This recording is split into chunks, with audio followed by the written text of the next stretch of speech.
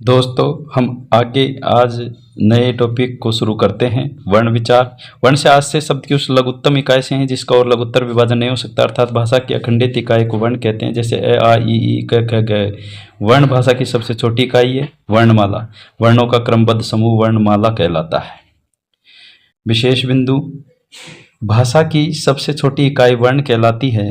भाषा की सबसे छोटी मौखिक इकाई ध्वनि कहलाती है। अर्थ के आधार पर भाषा की सबसे छोटी इकाई शब्द है और भाव के आधार पर भाषा की सबसे छोटी इकाई वाक्य है।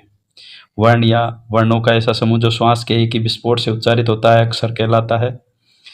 मित्रों, वर्णमाला में कुल वर्णों की संख्या 52 है। हिंदी भाषा में कुल मूल वर्णों की संख्या 44 मानी गई है। मूल वर्णों में 11 स्वर व 33 व्यंजन होते हैं। हिंदी में 2 अयोगवाह वर्ण है, अनुस्वार व विसर्ग। हिंदी भाषा में 2 द्विगुण व्यंजन है, अड़ और अड। हिंदी भाषा में 4 संयुक्त अक्षर है, क्ष, त्र, ग और श्र। सभी वर्ण अक्षर होते हैं लेकिन सभी अक्षर वर्ण नहीं होते।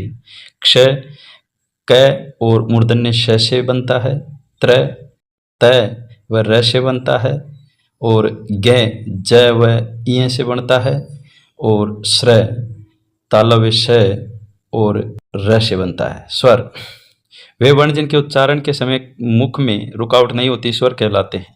स्वर स्वतंत्र ध्वनियाँ जो बिना किसी अन्य वर्ण की सहायता से उच्चारित होती है। मित्रों, हिंदी में स्वरों की संख्या 11 है। अनुस्वार और विसर्ग अयोगवाह ध्वनियाँ, इनकी गिनती न स्वरों में होती है न व्यंजनों में। विशेष बिंदु। स्वरों की संख्या 11 व मात्राओं की संख्या 10 होती है। व्यंजनों के साथ संयुक्त करने पर स्वरों का बदला हुआ रूप मात्रा कहलाता है। ए की कोई मात्रा नहीं होती, इसका प्रयोग व्यंजनों के उच्चारण के लिए किया जाता है। हिंदी भाषा में एक आगत स्वर है ओ, जिसका प्रयोग अंग्रेजी भाषा के शब्दों में किया जाता है, जैसे डॉक्टर, हॉस्पिटल, कॉलेज आदि। कुछ विद्वान री को स्वर नहीं मानते क्योंकि इसका उच्चारण री की तरह होता है। री का प्रयोग तत्सम शब्दों में किया जाता है, जैसे ऋषि, ऋतु, ऋण आदि, और री का प्रयोग तद्भव शब्दों में किया जाता है, जैसे परिवर्तन, पर्यावरण आदि। मित्रों, स्वर के भेद पढ़ेंगे। स्वर के 5 आधार पर भेद किए गए हैं। पहला भेद उच्चारण में लगने वाले समय के आधार पर किया गया है और स्वरों का जो दूसरा भेद है वो संरचना के आधार पर स्वरों के भेद किए गए हैं।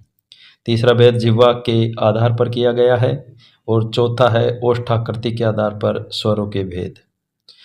पांचवा मुखाकृति के आधार पर स्वरों के भेद किए गए हैं।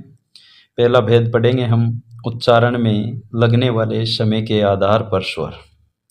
तो मित्रों, उच्चारण में लगने वाले समय यानी मात्रा मान या मात्रा काल के आधार पर स्वरों के भेद तो 2 होते हैं, ह्रस्व स्वर और दीर्घ स्वर। हम पहले भेद का अध्ययन करेंगे, ह्रस्व स्वर। जिन स्वरों के उच्चारण में कम समय लगता है उन्हें ह्रस्व स्वर कहते हैं, जैसे ए, ई, उ और री। इन्हें लघु, आदिम या मूल स्वर भी कहते हैं। दीर्घ स्वर, जिन स्वरों का उच्चारण में मूल स्वरों के उच्चारण से दुगना समय लगता है उन्हें दीर्घ स्वर कहते हैं। आ, ई, उ, ए, ऐ, ओ, औ। दीर्घ स्वरों को गुरु स्वर भी कहते हैं। विशेष बिंदु। एक, हिंदी में कुछ जगह पर प्लुत स्वरों का भी प्रयोग किया जाता है। जिन स्वरों में दीर्घ स्वरों से अधिक समय लगता है उन्हें प्लुत स्वर कहते हैं। प्लुत स्वरों का प्रयोग मुर्गे की आवाज़ में, घंटी की आवाज़ में, आवाज़ देने में, रोने में,